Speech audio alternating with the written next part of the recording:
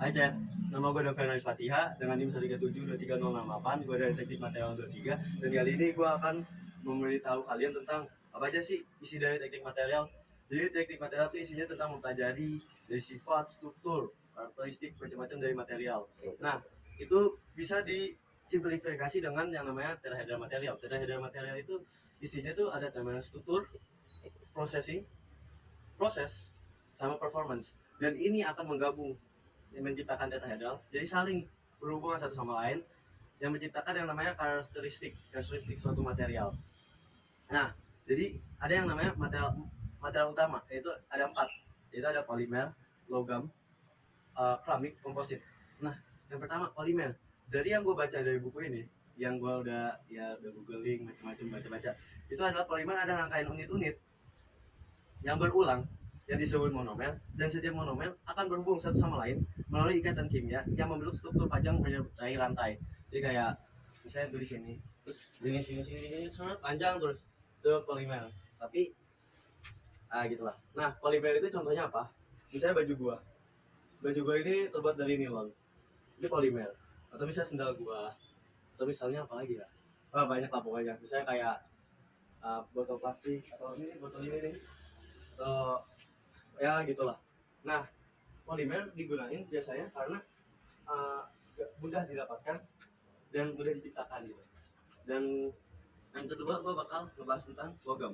Jadi kita ketahui bersama, logam itu adalah material yang kuat, biasanya dipakai untuk produksi atau alat-alat yang membutuhkan kekuatan yang besar gitu. Misalnya kayak pintu walaupun ini udah di sama cat, cuman kita tahu struktur asli pintu tuh ada kuat, pukul itu tetap kuat gitu. Misalnya kayak ini. Nah, ini contoh dipakai dalam bidang konstruksi. Atau misalnya kayak kunci.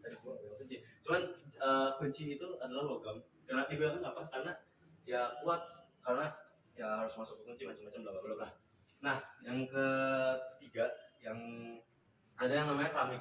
Jadi keramik adalah anorganik non logam yang biasanya dihasilkan dari proses pembakaran dengan suhu tinggi. Misalnya kayak lantai gitu, kayak keramik lantai ini, atau cangkir, atau misalnya kayak kendi, genteng, itu keramik.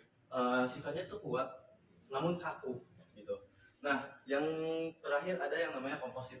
Jadi komposit itu gabungan dari dua material penyusun yang akan dua material atau lebih penyusun yang menciptakan material yang lebih kuat dari penyusun-penyusunnya, atau lebih dari penyusunnya. Bukan gak kuat doang, cuman bisa ada update-update lain lah hitungannya.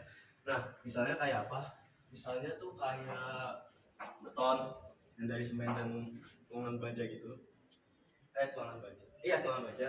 Ada juga plate like dari misalnya tuh lem dan kayu. Misalnya kayak ini. Ini ada tahun. Ini tuh kayak triplek.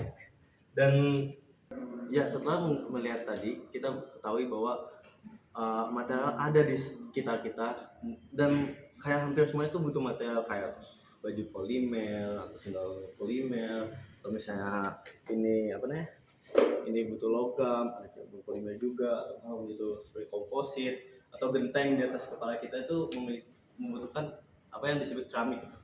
Nah, itu aja dari gua. Terima kasih.